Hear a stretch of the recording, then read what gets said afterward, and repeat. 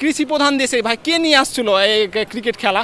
আসলে এভাবে যে ম্যাচ হারা যায় এটা আমরা মানে খুবই লজ্জাজনকভাবে হারছি।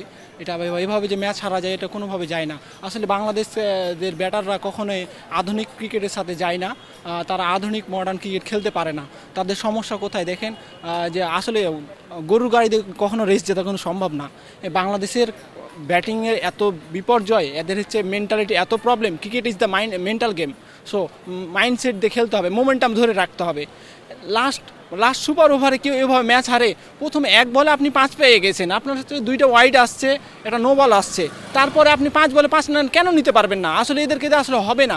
বিসিবি আসলে শাক দিয়ে মাছ ঢাকার চেষ্টা করছে। হ্যাঁ, যে রিসেন্ট আফগানিস্তান সিরিজে দেখেছেন 200 রানের লজ্জাজনক হার। আবার এখন আবার নেক্সট 2টা সিরিজ যদি আবার হেরে যায় তো 27 বিশ্বকাপে ওয়ানডে বিশ্বকাপ কোয়ালিফাই করতে পারবে না। হ্যাঁ, এই জন্য চেষ্টা করতেছে এই মিরপুরের মতন পাট খেটে উইকেটে বা লো স্কোরিং পিচে খেলায় আসলে যে বাংলাদেশে যে র্যাঙ্কিংটা আছে এটা আমাদের পদোন্নতি করতে যায়। 18 কোটি মানুষের আবেগ নিয়ে খেলতে চাই। দিন শেষে আবার কীভাবে আমরা আইসিসি ইভেন্টে যাব, যে আমরা হচ্ছে ফল ব্যাক করব, আমাদের উইকেট সব চলে যাবে। দেখবেন যে টপ প্লেয়ার সব দেখবেন একটা উইকেট পড়লে দেখবেন 3-4টা পড়ে গেছে। দেন হচ্ছে কি আমরা আবারও হতাশ হয়ে যাব। মানে 18 কোটি মানুষের স্বপ্নভঙ্গ হবে, এভাবে প্রতিনিয়ত চলছে।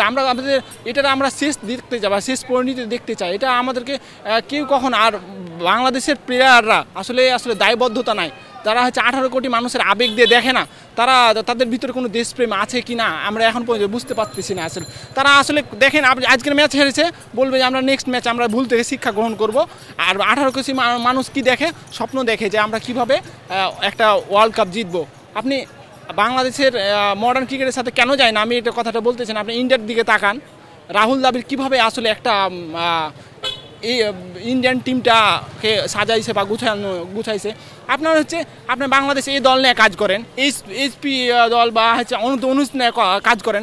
আপনি কেন হচ্ছে একটা জাতীয় পর্যায়ের খেলাতে কেন আপনি হচ্ছে পরীক্ষা নিরীক্ষা করবেন? আপনি সৌম্য সরকার ফল ডাউন করতেছে, আপনি নাইম সেমকে নিয়ে আসছেন, পরের ম্যাচে ওপেনার আবার হচ্ছে পারভেজ হোসেনকে ঢুকাচ্ছেন।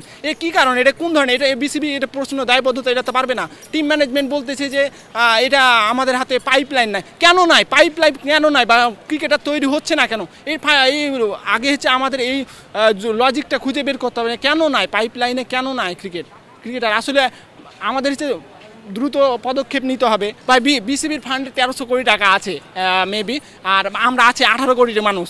যদি কৃষি প্রধান দেশে ভাই কে নিয়ে আসছিল এই ক্রিকেট খেলা? আমরা চাই যদি আমাদেরকে 18 কোটি আমাদের ভাগে মনে হয় 81,000 টাকা করে পড়ে পার পারসন, তো আমরা চাই যে আমাদের টাকা ফেরত দিয়ে দেখ। আমরা হচ্ছে ভাই এই বাংলাদেশের এই জাতির কাছ থেকে আমরা খুবই লজ্জিত, বা বাংলাদেশ ক্রিকেট টিমের কাছ থেকে খুবই লজ্জিত। আমরা মুখ ফিরে নিতে চাই, আমরা ক্রিকেট দেখবো না।